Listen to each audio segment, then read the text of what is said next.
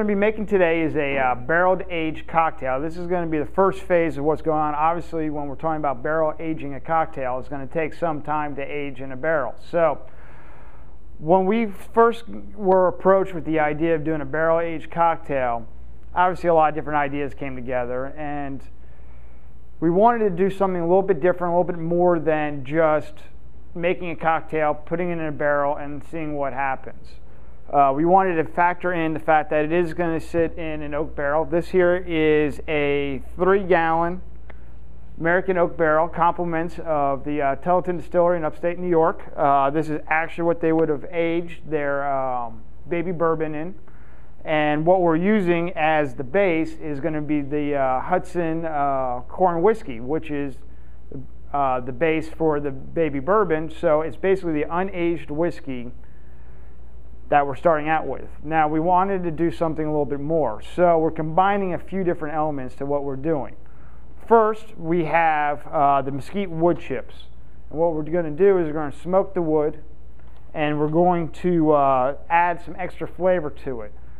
Most whiskey, you're talking about being aged 2 to 6 years to be, most bourbons that are on the market. Obviously, we don't want to wait that long to have our whiskey, but since we knew it wasn't going to be bourbon, it kind of opened up a lot of avenues for us. So what we're going to do is we're going to slightly smoke the wood chips, the mesquite wood chips, and going to add it to the barrel. So that's going to help give a little bit more wood flavor to the whiskey as it's aging. Obviously, as I talked about, we have the oak barrel, and then what we have in here is the Hudson corn whiskey that we did a fat wash with. And basically what we did is we took the grease from cooked bacon, added it to it, and then so basically what we have in here is going to be whiskey that has a bacon flavor to it. So as I said, we want to do something a little bit more than just a regular cocktail. So what we're going to do is we're adding these different flavor elements. So more than just having a cocktail, we're going to let the wood, let the infused bacon flavor and the whiskey all kind of add, and then let it marry itself in the barrel, and let the barrel aging really give it a more robust and rounded flavor. So what we're going to do is we're going to go through the various steps. So a lot of this stuff has been done. I don't want to bore you guys watching me, fry off 6 pounds of bacon. So in interest of time, a lot of this stuff's going to be done. So what we did is we went ahead and got some mesquite wood chips. You can use a lot of different kind of wood chips. Obviously, mesquite has a nice rich flavor. So you got a piece, small piece, small hole, make sure everything fits. Obviously, safety first. Clamp that in there. You can use a butane torch or anything. We're pretty sophisticated here. We're using a lighter. Go ahead, fire that up.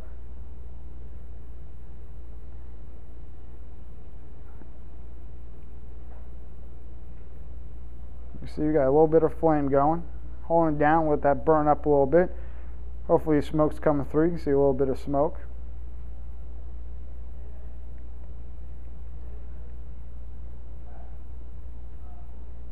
So there you go.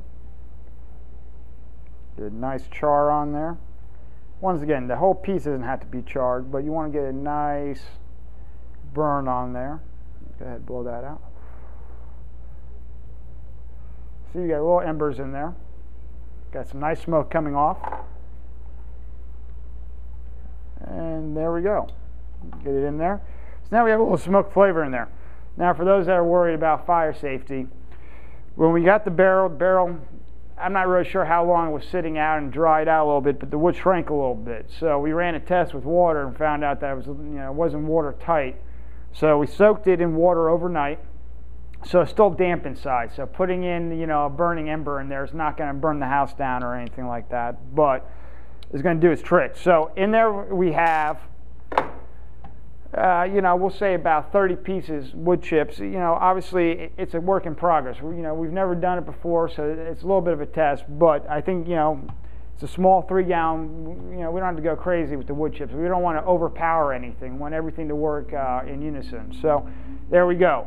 So as I said, over here we have the Hudson corn whiskey, which is normally perfectly clear, and I'm sure you can see now that almost looks like bourbon already. Now that's from the bacon.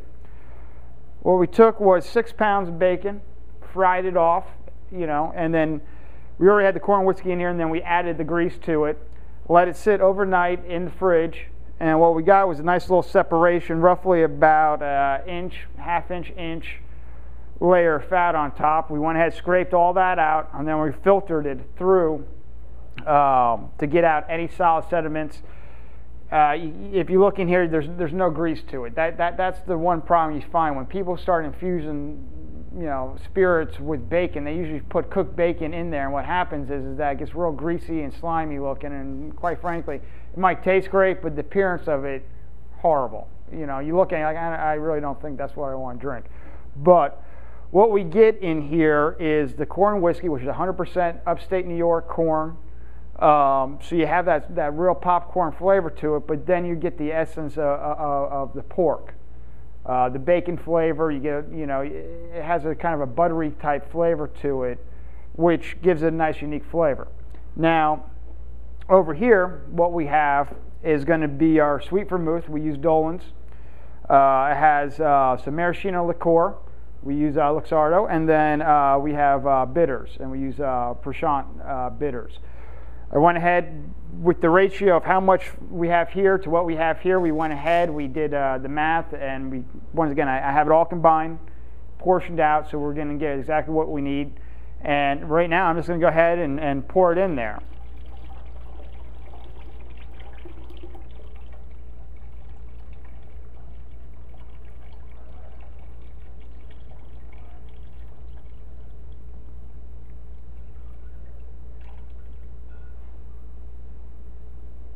All that in there.